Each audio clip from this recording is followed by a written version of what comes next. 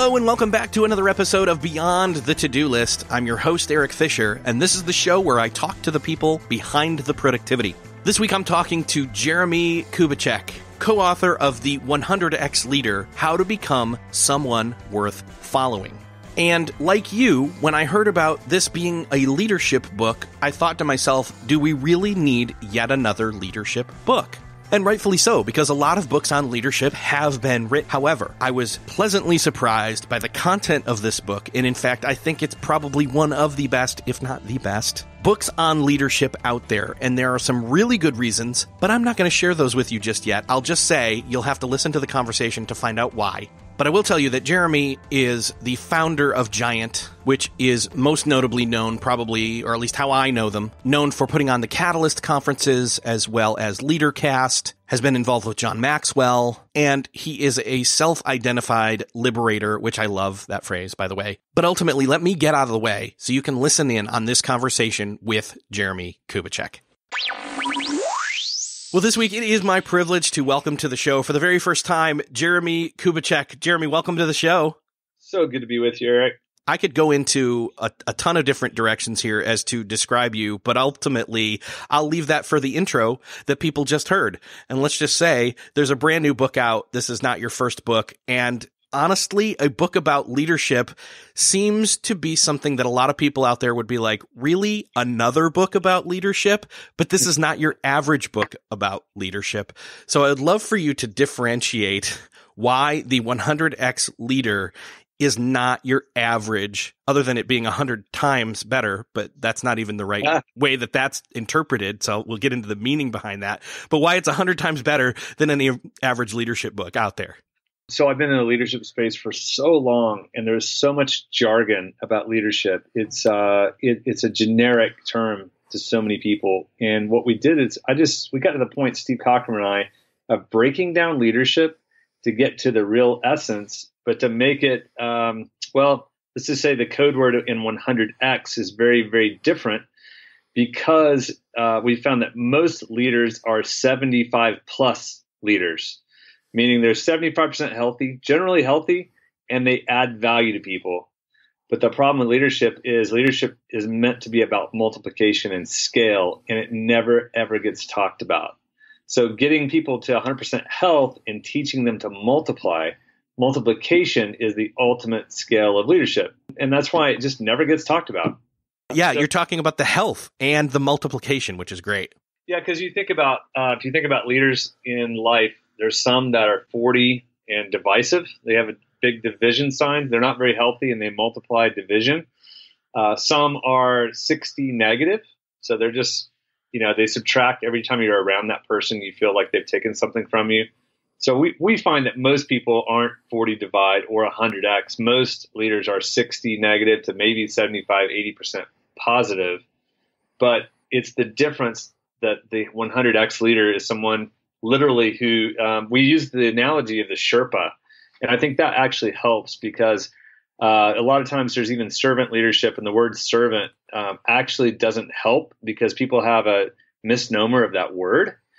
And so the Sherpa are on Mount Everest. They're the ones that help you climb Mount Everest. So we use the analogy in the book that, look, if you're climbing a mountain, if you're actually going somewhere, it's not enough for you just to make it to the top.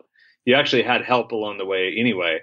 But it's really, when you come back down, do you have it within you? Do you know how to take other people up the mountain? And we just find that most leaders are so focused on getting up the mountain themselves that that's hard enough in and of itself. But to actually have to come back down and take 3 to 4 other whiny people on a journey and take them places, it's just very, very difficult.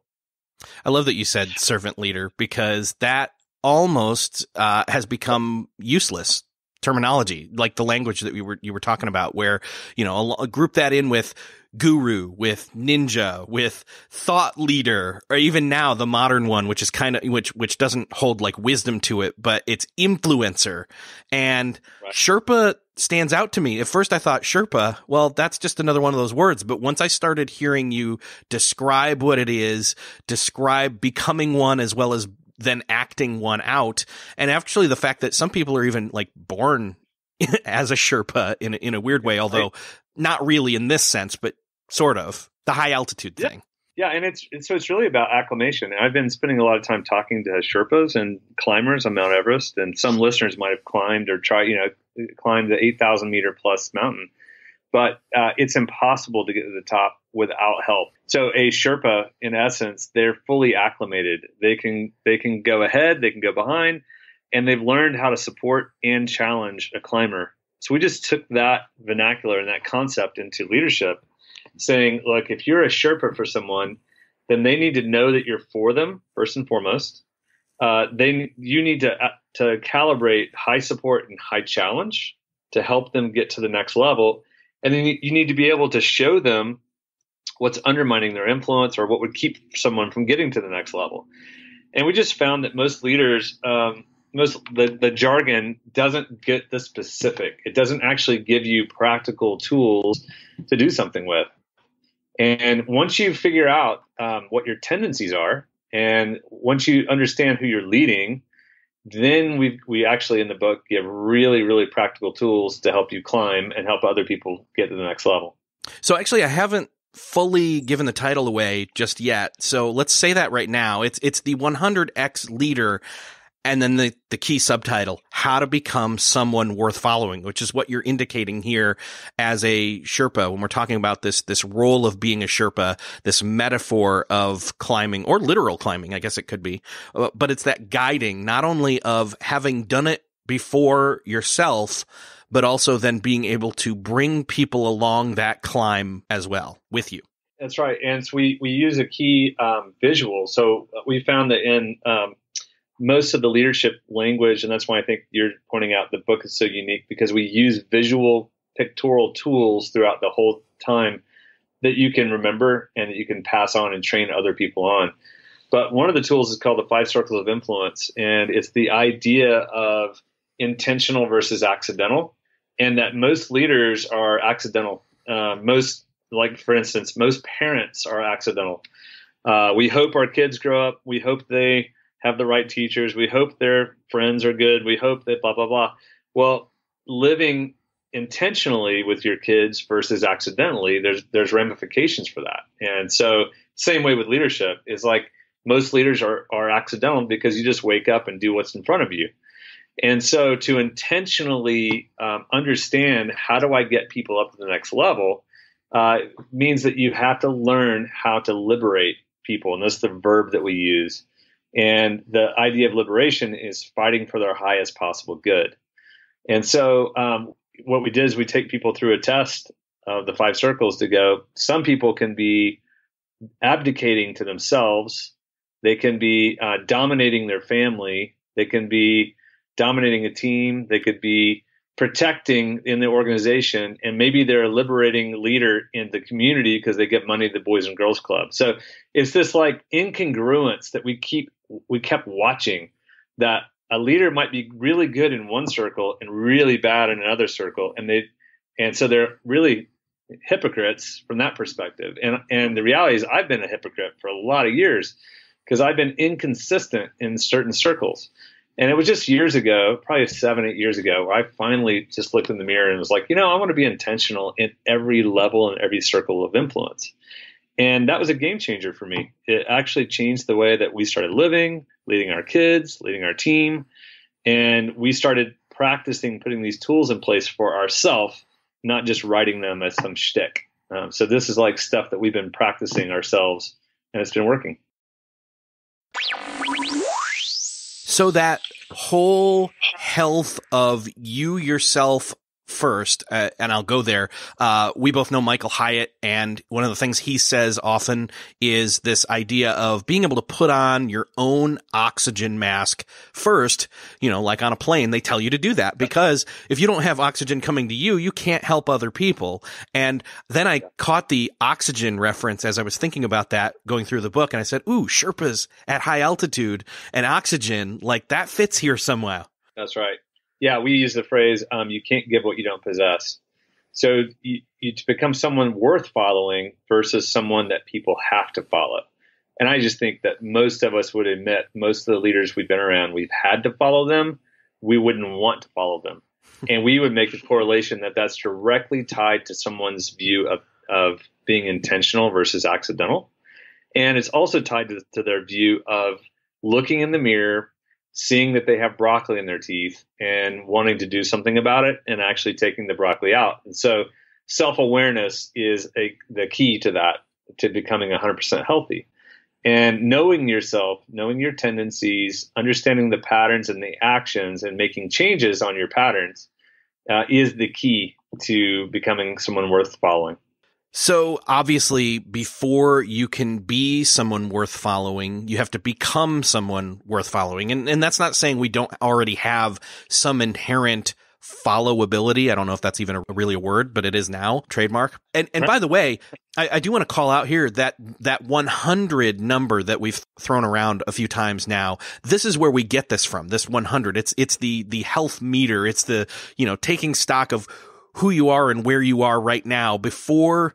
I mean, here's the thing. Let's face it. Most people, they're already in a position of leadership, whether they know it or not. So they're doing probably a certain, a questionable job about it. So the deal is, let's not stop leading, but let's hit pause, better phrase, and do an assessment of who we are and where we're at right now so that we can get ourselves into Sherpa mode and then move on to serving others. There's that word again, serve. The real key to that, Eric, is really in each circle. And that's what we're saying, because most people equate leadership for teams or organizations. We equate leadership for your lifestyle. So to yourself, are you leading yourself, yes or no?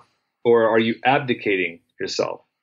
So for years, I have not been the most intentional in taking care of myself. I've been taking care of everyone else. Well, it's about a year and a half ago. I was like, you know what? It's really time. And so I began to know myself, to lead myself in health, what I eat, when I eat, all of those components, exercise, all of that.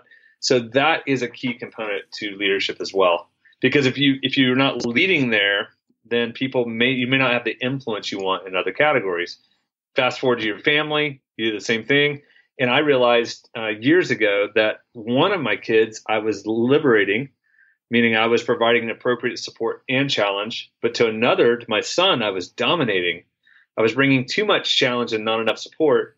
And to my other daughter, I was bringing too much support and not enough challenge. So that then is a whole nother sphere of leadership. And then you get to the office and look at your team, and then you get to the organization and look to your community.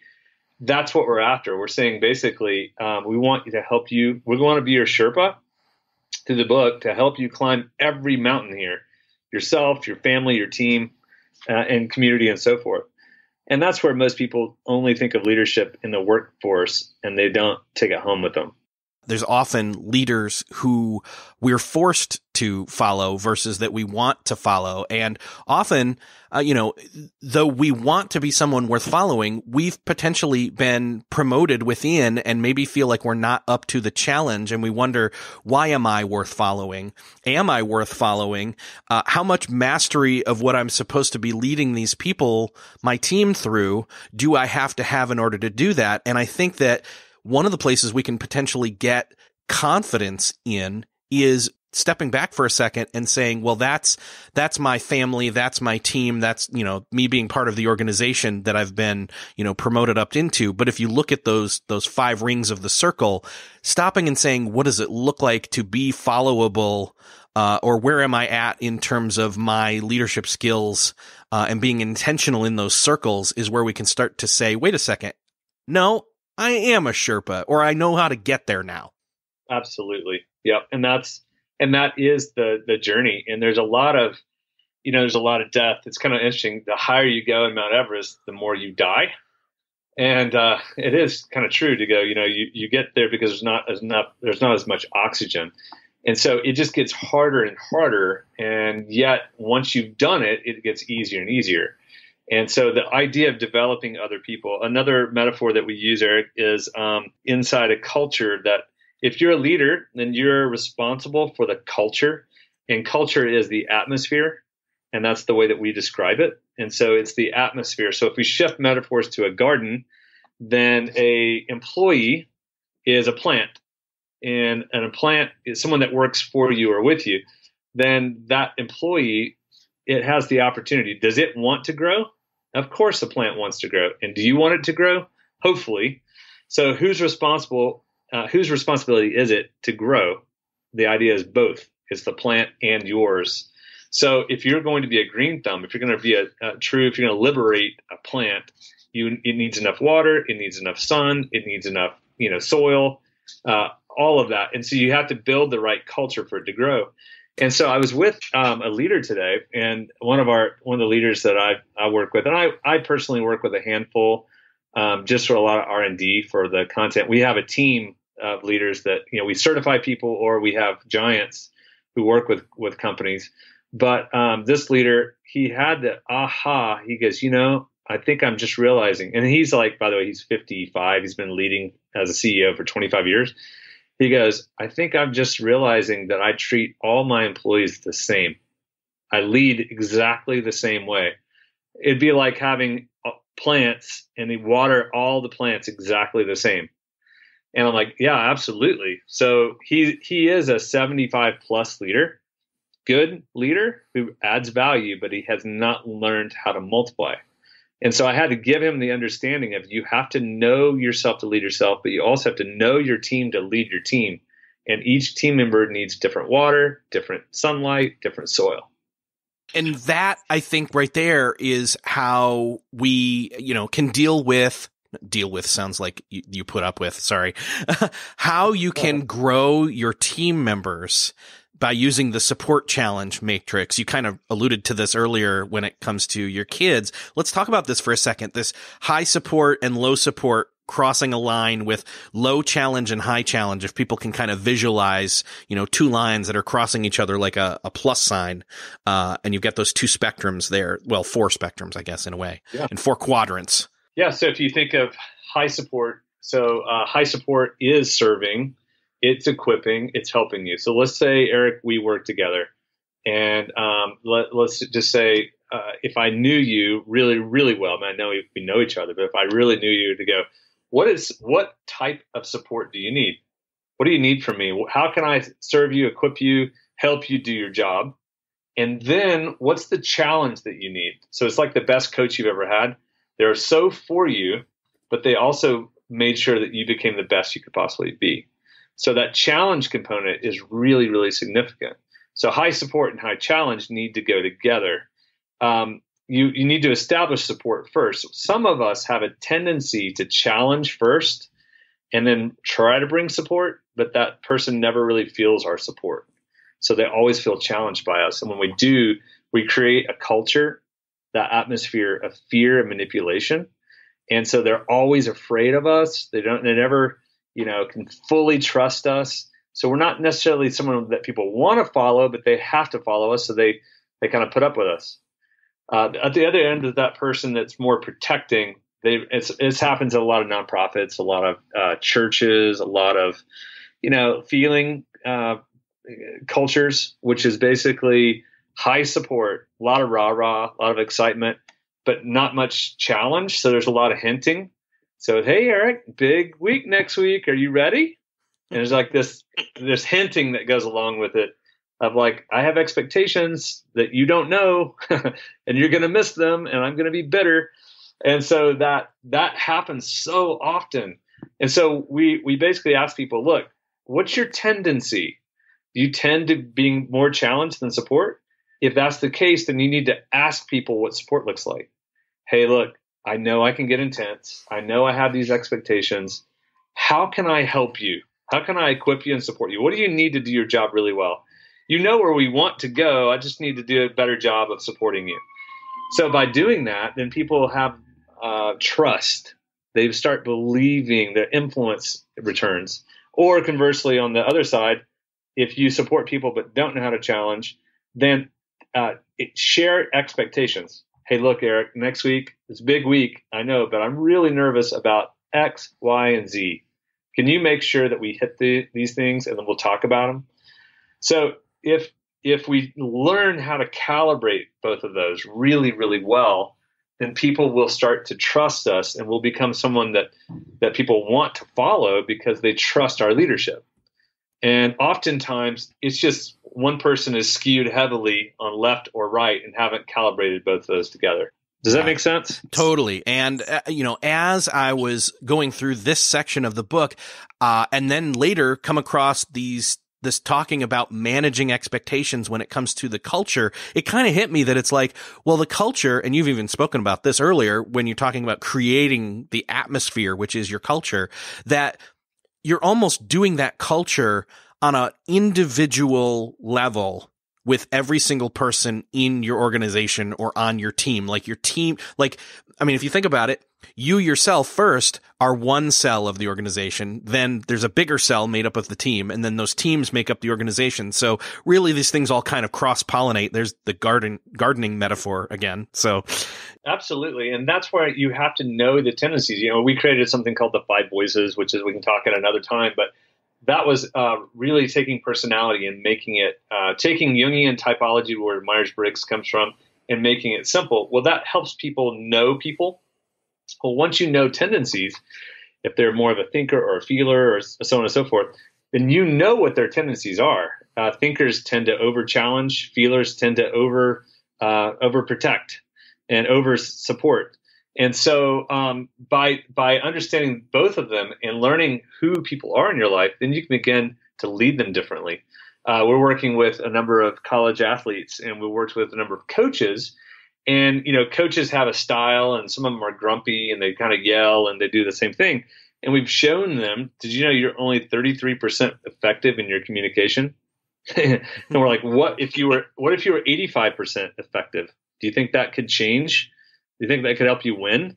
And we're showing them each player and how players respond. They don't all respond the same way to the same challenge. Same with kids, same with employees. So that's why the plant's important. Some plants need more water. Some people need more sunlight. Some people need to be in a different soil. So it's constantly tinkering and experimenting to position people to be in the right spot. And that's what we think 100X leaders are. They become really good at going ahead of their people and pulling people up at times and coming behind them and pushing them at times. But they're working to get people to the next level, which is an issue because sometimes you want more for people than they want for themselves. And so a Sherpa can only take people where they really, really want to go.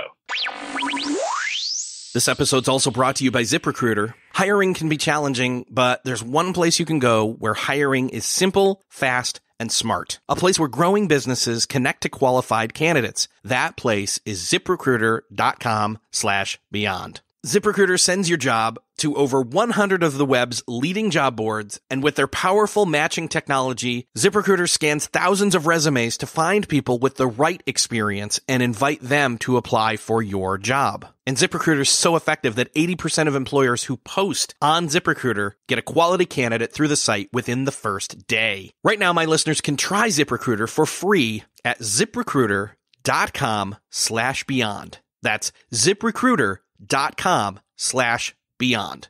ZipRecruiter.com/beyond. ZipRecruiter, the smartest way to hire. One of the other things that caught my eye, you're talking about leading people higher up, was this phrase of calling out versus calling up. And obviously calling up would be, bringing the best out of people, but calling them out. It literally sounds like what it sounds like, calling them out. Yeah. It's making almost a public, example of them, and not usually in a good way. You know what, Eric, if you could just do podcasts better, seriously, if you could, I need you to step it up. Are we clear? Right. And that's calling out. And, by the way, I don't mean that. Calling up though would be, hey, Eric, you know what, man? Gosh, you're so good. This is who you've been in the past. Lately, it's kind of gone down here. What's happening? And so doing that with kids, I'll never forget my daughter who embarrassed us by toilet papering one of our good friends, and that friend calling us because they captured my daughter on video. Wow. Yeah.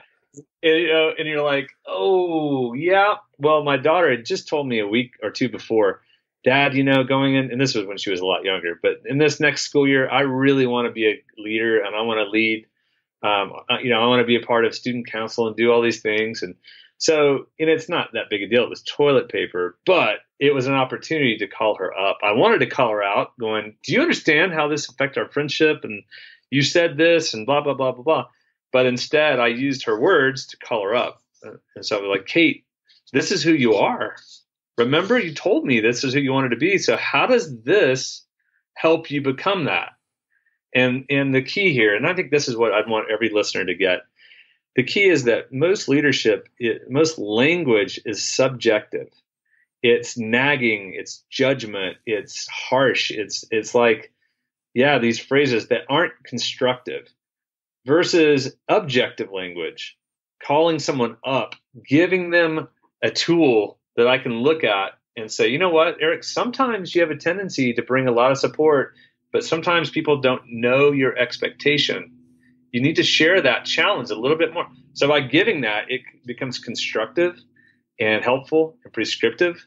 And calling someone up, like calling kids up, not out, gives them a chance to see themselves. And instead of knowing that you're mad at them and they don't want to make you mad, and they give them a chance to actually get to the next level going, yeah, this is who I really want to be. I don't want to be down here. And it's a subtle shift, but these are the things that you do. These are little big things in leadership. If you learn to do these tools, and the book is laced full of these pictures and these tools that can help you climb and help other people get to the next level, then you become someone people want to follow. It's not just subtle, it's dynamic. It's powerful. It can change really quickly. Again, being from a person who people have to follow because they're told to, or you told them to, for that matter, or someone that they can't help but just know they need to follow you. And I when I was thinking about calling up, I just kept thinking about, if you're climbing, going with the Sherpa metaphor still, that if I'm the Sherpa and I notice you're having trouble climbing, it's not about me wanting for you as someone below me to not make me look bad. It's about making sure you're healthy, you're climbing, you're not falling off the side of the mountain. I want to give you any and everything tool-wise and challenge-wise that I can do to help you continue climbing up. It's interesting. Sherpas are so, after talking to them, they're so secure and confident and humble that they're not trying. It's not about how many times they climb the mountain. It's about how many times they've helped other people climb. So they actually count how many times they've helped other people summit more than they count how many times they've summited themselves. And that's a missing link in our society. That's why there's just not very many 100X leaders. And so we're just trying to call people up to that, to go, hey, what would it look like if you joined us in becoming a Sherpa for someone? And so the back half of the book, almost the entire back section, is about multiplication, how you actually develop other people. And we find that most people just don't know how. They want to, but they don't have the tools. They haven't had the experience. They don't know anyone that's done it for them. They didn't experience that for themselves. So therefore, they're just kind of doing their thing. And we recognize that. And that's why we created this book. And that's why I think it's so unique, because it literally is a field guide for how to become a Sherpa. And that's the fun part about this, is we can use leadership to help people see significant change and help other people change. And that's kind of what we're calling people up to, becoming 100X. Yeah. Well, I want to point this out too. In the book, the first third of the book is about Sherpa-ing yourself in a way. And then the second third and the third third are all about, again, working directly with one-on-one and then multiple people in the culture that you're in, whether that's a community, whether that's an organization or, a small team or, a small company. But that I noticed that it's like, hey, that first third about you being worthy of being a Sherpa or becoming a Sherpa or being the best Sherpa you can be, is super important, but it's, again, a small piece of the entire 3/3 of the book, the entirety of the book. The way we describe it is like, let's imagine you climb Mount Everest, okay, Eric, and we got you to the top of Mount Everest, and I was your Sherpa to get you up, and you made it and you didn't die, and you made it down and you didn't die, and you get back to boot camp, and I go, great, now, Eric, I'm going to give you 3 or 4 days of rest. Now I want you to take 4 other people up the mountain. So the skill set for you to climb is one thing. The skill set for you to take 4 people up the mountain and still climb, that's what leadership is. And no one talks about that. Most people just talk about climbing to the top yourself, be all you can be, that kind of jargon. And we're like, yeah, that's good, but that's not leadership. Leadership is taking 4 other complaining, whining people up a mountain without them dying. And so what we've done is we've actually created something that's pretty neat. We actually created 100X Leader Summit, and it's actually a 2.5 hour show. It's an experience that we've filmed, and we give it for free for any teams that want to sign on. And they just go to 100xleader.com/team. And in that, all we do is you get the license free to watch it with your team, so you can learn to use this language of a Sherpa inside your team. All we ask is that you would buy books for whoever's watching, so they have a field guide. But that's something that we're trying so hard to get people to lead this way, because we feel like it's key to societal change. If we can get people to actually lead in a way that their own cultures will change themselves, it will benefit everyone else. I think people are going to hear that this is, I mean, if they're listening to this, they can hear that maybe there's something familiar to it in terms of the way leadership should have been, though they've learned about it before. But this really, truly is a different spin. In fact, it's a better spin. In fact, I've heard you say this before. We don't need more leaders. We need better leaders. And this is the way to go through that process. Yeah, because we have a lot of leaders who are 75 plus. I mean, that's better than a poke in the eye. But we need people who are multipliers and people who have learned to take other people up. And that's a rare skill set. And so we've been practicing it ourselves. That's perfect. But living intentionally has amazing ramifications. It just is really hard work. And that's why most people don't do it. But once you do, it's actually really, really enlivening. It's really a fun lifestyle. I've gone through the book. I want to go through the 100X Leader Summit. And so it's basically Steve Cochran and I sharing Sherpa stories, going through some of the tools. And then we have Maria Guy, Amy Norton, talking through real life experiences about self-awareness and multiplication. And so, yeah, and we've gotten to the point where we're actually even certifying people who want to do this in the coaching world. So we're certifying coaches or team leaders. And we have a 100X Leader journey. So we just continue to create this content, and we're delivering it in multiple different forms. And then we're launching it on Giant TV, which is kind of our Netflix for leadership. And those are the types of things that we're just trying to get people to think differently and see a different way.